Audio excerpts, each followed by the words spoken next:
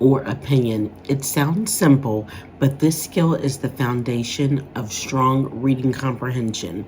In this video, I will show you why it matters and exactly how to teach it to you in a way your middle school student really understands it.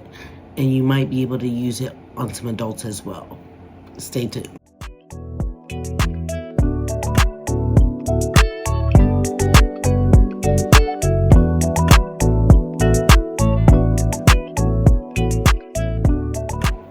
Hey friends, welcome back to Middle School Made Easy. Hi, I'm Stephanie, your teacher slash instructor slash whatever you want me to be. If you are new here, I was an educator for 23 years in Central Indiana. I'm a Hoosier. Go Hoosiers, national champs. And now that I'm retired, I have created this Middle School Made Easy network so that I can share what I know to help kids improve at literacy. Literacy rates in the U.S. are lower than they have been in decades, and I know it just takes a little tweaking and support from parents at home to get reading and comprehension back up where it needs to be. Today's topic is fact or opinion. Not fact versus opinion, because they're two sides, they're two different things. It is a fact that I am wearing a Indiana Hoosiers baseball cap. It is my opinion that IU is the best university in Central Indiana, or in Indiana at all. See how those are different? You cannot argue or refute fact, but opinion is completely subjective, and people struggle with it. Not just children, but adults. You may be thinking, isn't this something that kids already know or innately know? They absolutely do not.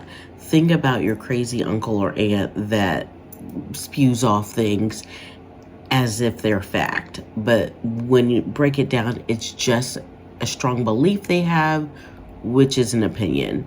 But here's the truth. By middle school, students are reading more complex texts, seeing more persuasive writing, and form more strong beliefs about what they read themselves. So they must be able to discern whether information provided from them is somebody's opinion on a topic or actual factual information. So being able to tell the difference between fact and opinion is no longer optional. It's essential. So today I'm going to explain why I believe this skill is so important, how it strengthens reading comprehension, and simple ways you can teach fact and opinion in a clear, effective way. So let's dive right in. Let's start with some basics. A fact is something that can be proven. It is based on evidence. No matter whether you ask me or you ask a 10-year-old, if we have the same general information, the fact is going to be the same. So here's some examples. The earth revolves around the sun. George Washington was the first president of the United States. That book has 6 chapters. Opinions, on the other hand, is a belief, a feeling, or a judgment. It cannot be proven true or false. And oftentimes this is where people get into trouble, because they have a strong belief in something, they take it as fact, and it is not. It is not a fact in their life. It is not a fact at all. It is just a strong belief. That was the best book ever. Summer is better than winter. The main character made a terrible decision. Those are all opinions, and opinions are personal and are going to vary by each person. We're not going to share the same opinion on everything. We might even have the same beliefs, but even think about things in different degrees, so our opinions will differ. Middle school students need lots of experience practicing identifying both fact and opinion, because opinion can be so aggressive and in your face, and it depends on the deliverer of the information that they can end up thinking that it's actual factual information when it is not. I believe as an educator, this matters at this age. Middle school is when students begin reading news articles, essays, editorials, historical arguments, historical fictional stories, online content independent of their parents, social media posts, tweets, TikToks, persuasive writing, and not everything that they read is purely factual. Your student is going to be consistently exposed to opinions presented as truth.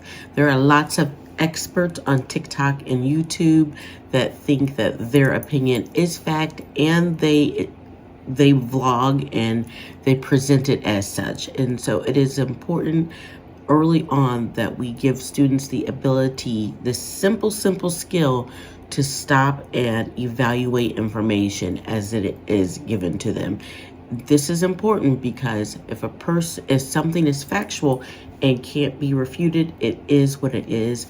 But if it's someone's belief, no matter how strong it is, that's something that has a lot of wiggle room and does not carry the weight that facts do. By teaching fact and opinion, you are going to help your student become a critical thinker, which that's going to help in all areas of life, from relationships to education to business. It is a skill that you just really need to have. Stronger readers, smarter researchers, a more confident writer, and better prepared for high school and beyond. They have got to be able to critically think, and it starts here with this simple skill of simply identifying facts versus opinions. So it is truly a life skill. I'm here to teach you about literacy and how to make your kid a better reader. So let's connect this all to reading comprehension. Reading comprehension isn't just about understanding words. We've already talked about that. It's about understanding meaning. When students can identify fact versus opinion, they can better understand what the author is trying to prove, what information is reliable, what is a persuasive language, what is the emotional language used to manipulate you, what is a bias, and what is evidence. For example, if a student reads that the cafeteria food is disgusting and should be changed immediately, they need to be able to recognize that that is not a fact. In fact, they might enjoy the school cafeteria food. That is an opinion, and how to compare it. Students throw away 40% of cafeteria lunches last month would be a fact, and that is measurable, that shows evidence, and that skill helps students separate information from interpretation, and that is a huge part of reading comprehension. But how can I help you help them? How are we going to teach them the difference? I'm going to share with you a few strategies that I used in the classroom. First of all, whenever a student would come up to me, or they would be even in conversation with each other, and they would present something as fact when it was really an opinion, I would immediately correct them on that, because we've got to catch it in real-time situations, because they will promise that they never do that. So when they're like, oh my God, the Stanley Cup is the best water bottle, everybody has one, so I need one too, you need to tell them, okay, I am not opposed to getting you a $55 water bottle, but I need you to present me with 5 facts that show that the Stanley water bottle is the best water bottle for keeping the water cold and keeping you hydrated. Go do that. In those teaching moments, in those conversation moments, stop, pause, and be like, well, why isn't the Awala? I believe the Awala is the best water bottle. And those are teaching moments.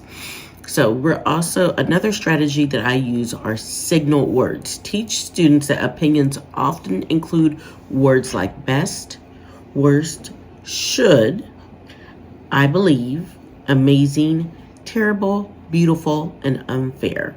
So those are trigger words that signal that this is an opinion. This is the best water bottle that I have. It's still an opinion because I have a whole drawer full of them, and what constitutes that one to be the best. So there's also some triggers to clue you in that something is a fact. It's going to include numbers, dates, definitions, and measurable details. A fact is something that you could ask 100 people, and if they have the knowledge base, you are going to get the same answer. For instance, Lake Michigan is one of the Great Lakes, is a fact. And if you ask anybody in central Indiana, is Lake Michigan one of the Great Lakes, they would say yes. Now, if I said Lake Michigan is the best Great Lake, hear that trigger word best, then that is going to clue it in that that is an opinion, because someone might say, no, I like Lake Erie because it's more shallow, or whatever. There's more islands in the middle of Lake Erie that we like to visit. So facts cannot be disputed. Opinions can be discussed. Encourage your student to start spotting those clue words right away. You might want to, I'll include a anchor chart in the description down below that you can print out and put up on the wall in your study area, homeschooling area, just to help them start recognizing those, not only in their reading comprehension, but also in their writing. Another strategy you can use is ask the "can you prove it" question. If yes, it's a fact. If no, it's an opinion. Students love this because it's clear and concrete, and with the Google machine, it is easy to do. Another strategy, and once students have become proficient on a basic level in their everyday life of identifying if something is a fact or an opinion, bring it into the reading comprehension. See if students understand what's happening in the passage. Highlight facts in one color, opinions in another, and discuss how they work together. This is especially helpful in nonfiction comprehension, which I will get into in later videos. But it's also going to be essential when we start writing persuasive essays, which brings me to connecting it to writing. Students will need this skill for their own writing. Writing persuasive and argumentative pieces is a middle school grade level opportunity that they will have. And as a person who taught writing for so long, I know that students really struggle with facts versus opinions when it's time to support an argument. What they'll try to do is support a opinion with other opinions, and that will not work, and the whole thing crumbles. So to have that basic baseline of facts and opinions early on, and that even though you have a strong belief, kids need to be able to identify this skill, because it is going to carry over. They're not going to be able to write. Writing is going to be even harder because they don't have the ability to think these things out, whether they're fact and opinion. And that goes back to critical thinking.